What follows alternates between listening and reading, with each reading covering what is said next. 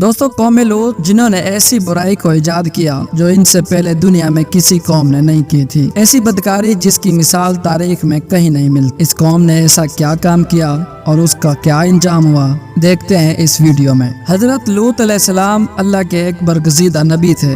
उनके वालिद का नाम हारान था जो तापिश के बेटे थे। आपकी पैदाइश इराक के कदीम शहर उर में हुई थी। इस शहर में इब्राहिम अलैहिस्सलाम का भी मस्कन था। दरअसल लूत अलैहिस्सलाम के वालिद हारान हजरत इब्राहिम के सगे भाई थे, यानी हजरत लूत अलैहिस्सलाम के वालिद हजरत इब्राहिम के भतीजे थे, जो कि हजरत लूत अलैहिस्सलाम के वालिद उनके बचपन में इंतकाल कर चुके थे। लिहाजा हजरत लूत अलैहिस्सलाम को हजरत इब्राहिम अलैहिस्सलाम ने बेटा बनाकर पाला था। आप हजरत इब्राहिम पर सबसे पहले ईमान लाने वालों में शामिल थे। हजरत इब्राहिम के ज़माने में अहले सदूम की रहनुमाई के लिए नबूवत के मनसब पर फाइज हुए। हजरत लूत के बहुत सारे मोजज़ात हैं। आप जिस वक्त बारिश के लिए दुआ करते थे तो आसमान बादलों से भर जाता और खूब बारिश होती थी। हजरत लूत अलैहिस्सलाम जिस पत्थर पर सर रखकर सोते थे, उस पत्थर पर आपके सर मुबारक का निशान बन जाता। सदूम वो इलाका था जहाँ लूत अलैहिस्सलाम मबूस फरमाए गए। सदूम के आसपास 5 निहायत ही खूबसूरत शहर आबाद थे, जिनमें से हर एक की आबादी 1 लाख से ज्यादा थी। ये इलाके निहायत सरसब्ज व शादाब और कुदरत की फियाजी का हसीन शाहकार थे। यहाँ बागात की कसरत, लहलहाती खेतियाँ यहाँ के ज़रूरियात से ज्यादा थी। उर्दन, शाम और इसराइल के दरमियान बसा हुआ ये इलाका निहायत ही ज़रखेज़ था। वहाँ हर तरह के अनाज, फल, मेवे बकसरत पाए जाते थे। यही वजह थी कि आसपास के बस्तियों के लोग अपनी माशी और ग़िज़ाई ज़रूरियत के लिए इन बस्तियों की तरफ आते। मगर यह बात अहले सदूम के लोगों को बिल्कुल पसंद न थी। उनके ख्याल में उनकी बस्तियों में पैदा होने वाले फलों, अनाज और सब्जियों पर सिर्फ उन्हीं का हक था। वो नहीं चाहते थे कि दूसरी बस्तियों के लोग उनके इलाके में आएं। एक दिन सदूम के लोग इस बात पर गौर व फिक्र कर रहे थे कि बाहर से आने वाले लोगों को यहाँ आने से आखिर कैसे रोका जाए कि एक बुजुर्ग की शक्ल में इब्लीस उनकी महफिल में आया और कहा, अगर तुम इनसे पीछा छुड़ाना चाहते हो तो मेरे कहने पर अमल करो। इस अजनबी बुजुर्ग की बात लोगों ने बहुत तवज्जो से सुनी और इब्लीस ने कहा, बाकी बात मैं कल बताऊंगा। दूसरे दिन इब्लीस एक खूबसूरत जवान लड़के की भेष में आया और उन्हें अपनी औरतों की बजाय मर्दों के साथ फेल बद करना सिखाया। इब्लीस ने कहा कि अगर तुम इन बस्तियों के लोगों से निजात चाहते हो जो तुम्हारी बस्ती में आते हैं, तो ऐसा करो कि जब भी कोई शख्स तुम्हारे इलाके में आए तो तुम लोग जबरदस्ती उसके साथ ऐसी ख्वाहिश पूरी करो। इस तरह ये लोग इस बस्ती में आना छोड़ देंगे। अपनी नफसानी ख्वाहिशात के लिए मर्दों से बदफेली की शुरुआत हुई और आहिस्ता आहिस्ता ये कौम का दस्तूर बन गया। यहाँ से बेहयाई आम हो गई। हुक्मरान, सरदार, रऊसा हर तबके में, बल्कि घर घर में ये फैल गया। भरी महफिल में ये लोग इस फहाशी के इस काम को करके खुश होते। कोई भी महफिल इस काम के बगैर अधूरी समझी जाती। खासकर मुसाफिरों में से कोई खूबसूरत लड़का होता तो ये लोग इसे अपना शिकार बना लेते। तलमूद में लिखा है कि अहले सदूम अपने रोजमर्रा की जिंदगी में सख्त, जालिम, धोखाबाज और बदमामला थे। कोई मुसाफिर इनके इलाके से बखैरियत नहीं गुजर सकता था। कोई गरीब उनकी बस्ती से रोटी का एक टुकड़ा नहीं खा सकता था। कई मर्तबा ऐसा होता कि बाहर का आदमी उनके इलाके में पहुंचकर फाकों से मर जाता तो ये लोग उसके कपड़े उतार कर उसकी लाश को बरहना दफन कर देते। अपनी वादी को इन्होंने एक बाग बना रखा था जिसका सिलसिला मीलों तक फैला हुआ था। इन बाग में वो इंतहाई बेहयाई के साथ एलानिया बदकारियां करते। हजरत लूत अलैहिस्सलाम ने इन्हें तौहीद की दावत दी। बदकारी के इस घिनौने अमल से तौबा करने का हुक्म दिया।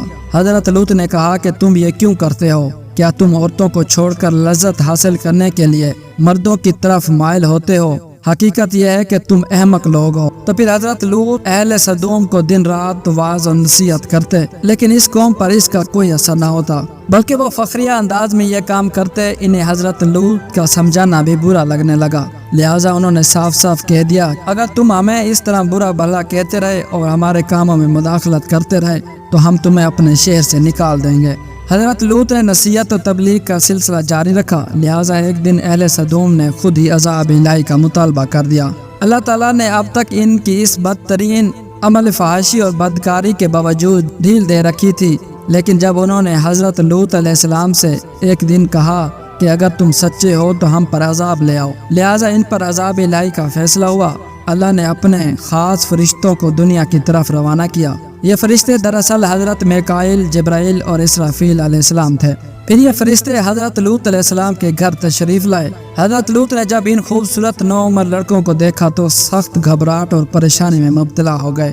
انہیں یہ خطرہ محسوس ہونے لگا کہ اگر ان کی قوم کے لوگوں نے انہیں دیکھ لیا تو نہ جانے وہ ان کے ساتھ کیا سلوک کریں گے۔ حضرت لوط کی بیوی کا نام وائلا تھا، وہ آپ پر ایمان نہیں لائی تھی، دراصل منافقہ تھی اور کافروں کے ساتھ ملی ہوئی تھی، لہذا اس نے جا کر اہل سدوم کو یہ خبر دی کہ حضرت لوط کے گھر 2 نوجوان لڑکے مہمان ٹھہرے ہوئے ہیں۔ یہ سن کر بستی والے دوڑتے ہوئے آئے، حضرت لوط کے گھر پہنچے۔ حضرت لوط نے کہا کہ یہ جو میری قوم کی لڑکیاں ہیں یہ تمہارے لیے جائز اور پاک ہیں، اللہ سے ڈرو، مجھے میرے مہمانوں کے سامنے رسوا نہ، کیا تم میں کوئی بھی شائستہ آدمی نہیں؟ حضرت لوط علیہ السلام کی بات سن کر وہ لوگ بولے، تم بخوبی واقف ہو کہ ہمیں تمہاری بیٹیوں سے کوئی حاجت نہیں، اور جو ہماری اصل چاہت ہے اس سے تم بخوبی واقف ہو۔ قوم لوط کے اس شرمسار جواب سے اندازہ لگایا جا سکتا ہے کہ وہ فعل بد میں کس حد تک مبتلا ہو چکے تھے۔ جب حضرت لوط علیہ السلام کی قوم ان کے گھر کی طرف دوڑتی ہوئی آئی تو حضرت لوط نے گھر کے دروازے بند کر دیے تو ان نوجوانوں کو ایک کمرے میں چھپا دیا۔ ان بدکار لوگوں نے آپ کے گھر کا گھیراؤ کیا ہوا تھا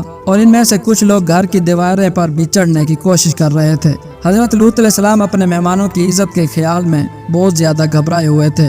فرشتے یہ سب منظر دیکھ رہے تھے۔ جب انہوں نے حضرت لوط علیہ السلام کی بے بسی اور پریشانی کا یہ عالم دیکھا اور حقیقت سے پردہ اٹھاتے ہوئے یوں فرمایا، اے لوط، ہم تمہارے رب کے بھیجے ہوئے فرشتے ہیں، یہ لوگ ہرگز ہم تک نہیں پہنچ سکیں گے۔ ابھی کچھ رات باقی ہے تو آپ اپنے گھر والوں کو لے کر چلے جاؤ اور تم میں سے کوئی شخص پیچھے مڑ کر نہ دیکھے۔ اہل سدوم حضرت لوط علیہ السلام کے گھر کا دروازہ توڑنے پر بضد تھے کہ حضرت جبرائیل علیہ السلام نے گھر سے باہر نکل کر اپنے پر کا ایک کونا مارا، جس سے ان کی آنکھوں کے ڈیلے باہر آ گئے اور بصارت ضائع ہوئی۔ یہ خاص عذاب ان لوگوں کو پہنچایا جو حضرت لوط کے پاس بدنیتی سے آئے تھے۔ حضرت لوط علیہ السلام حقیقت حال جان کر مطمئن ہو گئے اور اپنے گھر والوں کے ساتھ رات کو ہی گھر چھوڑ کر وہاں سے نکل گئے۔ ان کی بیوی بھی ان کے ساتھ تھی، لیکن کچھ دور جا کر وہ واپس اپنی قوم کی طرف پلٹ گئی اور قوم کے ساتھ جہنم واصل ہوئی۔ صبح کا آغاز ہوا تو اللہ کے حکم سے حضرت جبرائیل نے بستی کو اوپر سے اکھاڑ دیا، یہاں تک کہ آسمان والوں نے بستی کے کتے کی بھونکنے کی اور مرغیوں کے بولنے کی آوازیں سنی۔ پھر اس بستی کو زمین پر دے مارا، جس کے بعد ان پر پتھروں کی بارش ہوئی۔ ہر پتھر پر مرنے والے کا نام لکھا ہوا تھا۔ جب یہ پتھر ان کو لگے تو ان کے سر پاش پاش ہو گئے۔ صبح سویرے شروع ہونے والا یہ عذاب اشراق تک پوری بستی کو نیست و نابود کر چکا تھا۔ قوم لوط کے ان خوبصورت بستیوں کو اللہ نے ایک انتہائی بدبودار اور سیاہ جیل میں تبدیل کر دیا، جس کے پانی سے رہتی دنیا تک کوئی فائدہ نہیں اٹھا سکتا۔